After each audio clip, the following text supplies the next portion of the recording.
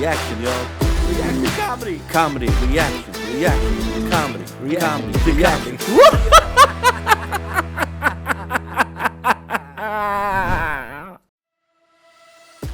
Ahla wa sahlan, ni hao, konnichiwa, assalamu alaikum. How you guys doing? Welcome to the very first episode of Reaction to Comedy, where this show is dedicated on reacting to comedy, things that I've never seen before, and things that we have seen before, and things that have been around for so long. Now, this show is all dedicated about reacting to sketches, skits, stand-ups, of all nationalities of around the world, things that make us laugh that I would like to comment on and talk about. Tonight we're going to be reacting to a sketch from a show called In Living Color. Now, growing up in Australia, sadly, we never got that show in Australia. They never aired it in Australia. I don't know what the problem was, whether it was about publication rights or owning the rights or whatever. Maybe it was something that Australia didn't think was going to be popular in Australia. But we did have some other shows, like we had Fresh Prince of Bel-Air, Family Matters, and we even had Sanford and Son and Living Single. As far as black content shows go. But we never got In Living Color. We didn't even know about In Living Color. Because I'm a huge fan of the Wayans brothers. I mean, I when I was a kid, I watched I'm Gonna Get You, Sucker. And I love Damon Wayans in Mo Money and The Last Boy Scout. But I didn't realize that they got those films, not I'm Gonna Get You, Sucker. That was I think that was in the late 70s or early 80s. But Booty Call and all that kind of stuff and Ace Ventura, they came from In Living Color. Because of their success of In Living Color, they got to make these films. So when Jim Carrey had just finished Ace Ventura and The Mask and was about to release Dumb and Dumber, they did a little news on him in Australia and highlighting his career before he made it famous in the movies. And that's when we found out that he was in a show called In Living Color. And we were wondering, why the hell weren't we getting this in Australia? Because they showed us small clips, but mainly on what Jim Carrey was doing, because the article was on Jim Carrey. But we were laughing our asses off and saying to ourselves, we got to get a hand on these videos. And mind you, this was back 93, 94. You know, so not everything was accessible on the internet. We couldn't find this stuff on the internet. I had to go to a video shop, a video store, VHS, and I asked about this particular show, and they said, oh yes, we can get it delivered from the States, but it'll take 7 to 9 months to deliver. And like, damn. But I gave them my $50 and I waited 9 months for the first season of In Living Color, and it was so worth the wait. I just wish I had more money to buy them all, the whole box set back in the day. But thanks to the internet, I downloaded all of them. So what we're going to see right now, what I loved about the 90s is that the 90s was raw. You know what I mean? It was the very definition of raw. You can say the most offensive stuff and people didn't get, oh my God, and therapy, he said something bad. No. Okay? What went on, went on. What happened, happened. You accepted it and you laughed. If you didn't laugh, you just changed the channel, but you didn't bitch about it. Like all these motherfucking woke people today will bitch if the sky wasn't as blue as they wanted it to be. All right? And fuck all y'all. You're ruining the world for us. Okay? Some of us like offensive stuff. Some of us like to be offended, and some of us like to offend others. As long as it's in the nature of comedy, of course. It's called playing the dozens. Learn it, you pieces of shit, pussy motherfuckers. Anyway, what we're going to do, and this is going to piss off right now, what I'm about to react to is a sketch from the first season and the first episode of In Living Color, where Damon Wayans and David Allen Grier do a wonderful sketch together called Men on Films. If y'all know what I'm talking about, if you're old school, you'll know what I'm talking about. Spoiler alert, this is going to piss off every single member of the LGBTQ. And yeah, because what was acceptable then is still acceptable now. You just bitch about it. Anyway, let's get to it and watch Damon Wayans and David Allen Grier in Men on Films. Here we go. And now Public Access presents Men on Films. Hello, I'm Blaine Edwards. And I'm Antoine Merriweather. And welcome to Men on Film. We're going to be reviewing the latest film from a male point of view. First up is that controversial movie, Do the Right Thing. Now, I really like little Spike Lee's courage in making this film. I especially like the way he mixed the racial tension with the violence in order to give his message, do the right thing. Come on out the closet, don't be afraid to be who you is. Black, white, or whatever. Ain't that the truth, Ruth? For those of you who are not familiar with the movie Do the Right Thing, Samuel L. Jackson played a disc jockey, and whenever he had a very intense message, he would always end the line with, "And that's the truth, Ruth." So that's where their reference is coming from. This is to all you generation today who have never seen this and know nothing about the 90s. But for all you that know the 90s, I don't need to explain this shit to you. You know just as well as I do. And continue. Now I'd like to talk about an exciting new film, Karate Kid Part 3. It's all about men working out their problems in a very physical way. It was all so primitive. And you know, I really enjoyed Mr. Miyagi, played by little Pat Morita. Ooh, and that Ralph Macchio. 3 words, fabulous. Boy,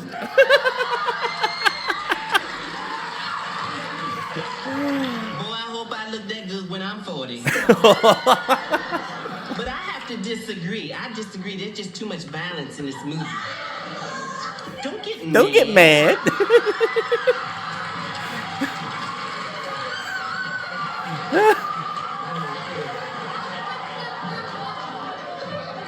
You better give me back my scarf. Don't hate me because I'm beautiful.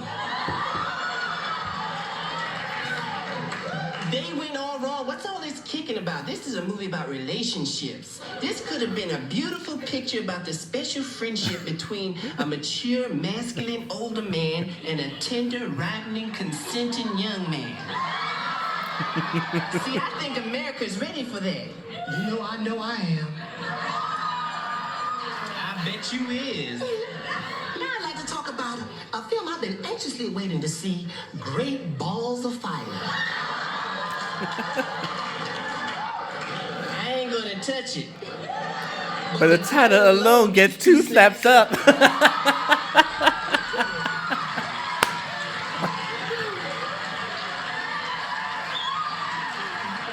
Woo! Oh. Now let's talk about some films that are soon to come out on video. First up is Black Widow, starring Teresa Russell and Deborah Winger. Hated it. Also coming out is Miss Firecracker. Is that Gene Edney Ray's new movie? Holly Hunter. Hated it. And we finally have Dangerous Liaison, starring John Malkovich and Glenn Close. You know, John Malkovich is like every moviegoer's fantasy. I found myself just alone at night just thinking about his intensity. Yeah. What you think of Glenn Close? Oh, I loved him. And I really have to admire the producers for daring to cast a man in that role. I mean, that really made the picture for me. Hello? Glenn Close is a woman. Clutch the pearls with a sneaky thing. My mouth is hurting because I can't. I'm trying to put my laughter face down because my jawline is hurting. Oh God, laughing at it so hard now in 2023. This was a lot funnier. Wow, over 30 years ago. Damn. Here we go. Come on, I can get through this. Ooh, clutch the pearls. Well, looks like we're almost out of time. Would you join us next week when we talk about Mel Gibson's Lethal Weapon? I hope it's loaded.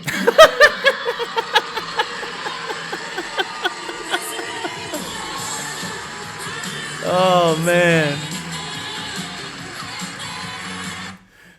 The one thing you guys have to understand is this came out, I think 1990 is when In Living Color started. I got to look it up. Don't take my word for it. I think it was 1990. For this kind of comedy to come out I can only imagine how many people this blew away. This kind of comedy. I mean, the Wayans brothers are geniuses. I mean, don't get me wrong, I love Chappelle, but I feel that if it wasn't for In Living Color, the inspiration of In Living Color, maybe Chappelle wouldn't have been able to do what he has done. You know, I think it's always an extension. I believe comedy, like music, and all kinds of art forms, I believe, is like an extension. Like if we go back 50, 60 years, all right, Red Fox, he was one of the funniest dudes around. Black or white, doesn't matter. He was one of the famous black comics in his time. And who did he inspire? He inspired Richard Pryor, an extension of Fox. And Richard Pryor inspired Murphy, and Murphy inspired Rock. And there was always that line, And so I honestly believe that even with sketch shows and sketch comedy, it's also an extension for people who are doing what they're doing today that's making us all laugh. The roots come from sketches like this. And what I don't want to see, what I'm hoping to never ever see, is for music. Well, music is we've already lost a lot of good music. I just don't want comedy to face the same fate as music, in the sense that to lose its way, like for people to be afraid to do comedy, for people to be afraid to say something because they are scared that they might offend. They are scared that they might get attacked. And I'm not talking about the Will Smith bitch slap attack. No, I'm talking about being verbally attacked on paper, articles and whatever. Or they said this or they said that. I don't want comedy to fall under that fate. Comedy is supposed to always make you laugh. And God forbid, yes, it can offend. But if it's done in a way like this, you see, they weren't making fun of homosexuals. And a lot of homosexual people would think, oh, they're making fun of the way we talk and the way we are. They are not. They are not. They didn't say anything that was that can be construed as, oh, that person is a fag or whatever. No, they didn't do anything like that.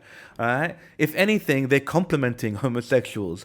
Because it just made us laugh. When we were laughing at this, we weren't laughing at the fact that, oh, they're gay. It was just all the gay innuendos that made us laugh, and it was great. And when you watch this, it doesn't make you hate gay people either. It doesn't make you hate them. It doesn't make you love them either. But the comedy in itself, it's right there. You know what I mean? And it was raw, it was gritty, it was funny, it was unexpected with some of those lines. Ooh, clutch the pearls, what a sneaky thing to do. I mean, that was just brilliant line. It was terrific. David Alan Grier I think David Alan Grier is a very underrated comic. I don't think he has gotten the props that he deserves. But because he was a great character actor. I think maybe he wasn't as creative as the others. He created one character that we know of called Calhoun Tubbs. He was the character that he created in Living Color, and that was a great bit that he did. But I remember reading and watching some behind the scenes about getting every character to try to come up with something new, and they always rejected David Alan Grier's ideas. They even actually let one through because they knew how horrible it was, and it bombed. And they were laughing at him for it. But still, that doesn't diminish David Alan Grier's talent. He's fantastic. Anyway, I don't want to go on saying more than I already have. I think In Living Color is one of the greatest sketch shows to have ever existed. It competed with Saturday Night Live, and it even won an Emmy on its first season. That's how great Kenneth Ivory Wayans is, and he included all of his family in it. Marlon joined in, I think, after the third or fourth season, and they had great entertainment. They had Tupac, they had Queen Latifah, Flavor Flav, Public Enemy, and Heavy D did the theme music. He did the theme song for that show, and it was just terrific. And they casted two white people. I forgot the girl's name. I forgot the woman's name. It was Jim Carrey and this other lady who's very, very talented. I should have done my research before I did this video, but next time we do it, I'll find out her name.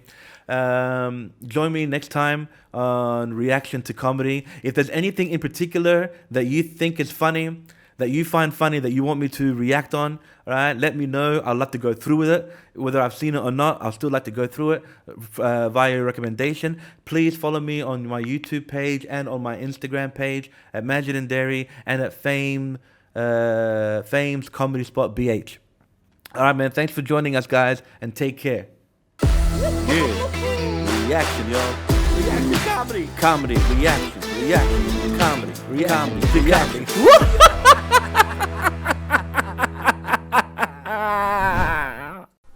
Yeah, I know you guys got my back. I'm more terrified of that white guy over there.